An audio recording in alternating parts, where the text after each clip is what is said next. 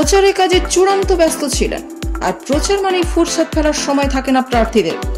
সামান্য কয়েক মিনিটের জন্য কথা বলতে গেলেও রীতিমতো আগে থেকে অ্যাপয়েন্ট দরকার। তবে সেসব কিছু ফেলে একেবারে অন্য পথে হাঁটলেন অন্ধ্রপ্রদেশের প্রার্থী। ভুললেন না কর্তব্য। ভোট প্রচারের থেকেও তার কাছে অনেক বেশি দায়িত্বের মনে হয়েছে মানুষের বিপদের সময় পাশে দাঁড়ানো। তার এই কাজের প্রশংসা করেছেন বিরোধীরাও। অন্ধ্রপ্রদেশের দরশী বিধানসভা কেন্দ্রের টিডিপি প্রার্থী গট্টিপতি লক্ষ্মী। রাজনীতিকের পাশাপাশি তার আরও এক পরিচয় রয়েছে, তিনি পেশায় চিকিৎসক। বৃহস্পতিবার প্রচারে বেরিয়েছিলেন, সেই সময় তার কানে আসে এক মহিলার অসম্ভব প্রসব যন্ত্রণা উঠেছে। আব্বাইপালেমের বাসিন্দা ভেঙ্কটা রামানা ভর্তি রয়েছেন এক বেসরকারি হাসপাতালে।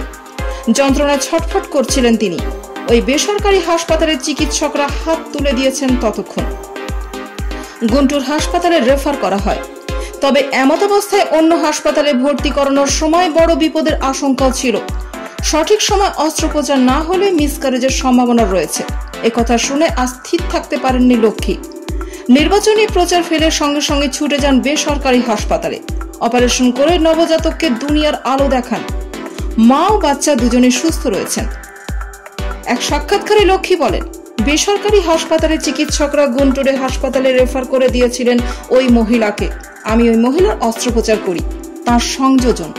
টিডিপি ক্ষমতায় এলে এখানে হাসপাতাল তৈরি করব। 13 মে অন্ধ্রপ্রদেশের 175টি বিধানসভা আসনে ও 25টি লোকসভা আসনে ভোট রয়েছে। 2019 সালে জগনমোহন রেড্ডির ওয়াইএসআর কংগ্রেস পার্টি 151টি বিধানসভা আসন এবং 22টি লোকসভা কেন্দ্রে জয়লাভ করেছিল। চন্দ্রবাবু নাইডুর টিডিপি যথাক্রমে 23টি এবং 3টি আসন জিতেছিল। উল্লেখ্য, 19 এপ্রিল শুক্রবার লোকসভা নির্বাচনে প্রথম দফায় দেশের 21টি রাজ্য এবং কেন্দ্রশাসিত অঞ্চলের 102টি ভোট গ্রহণ হয়েছে। 10টি রাজ্য এবং কেন্দ্রশাসিত অঞ্চলে ভোট পর্ব মিটেও গিয়েছে।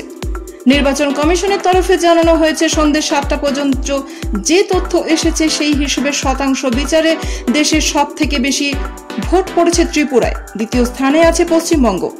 শুক্রবার যে আসনগুলিতে ভোট গ্রহণ হয়েছে 2019 সালে, সেগুলিতে ভোটদানের হার ছিল 69.4%।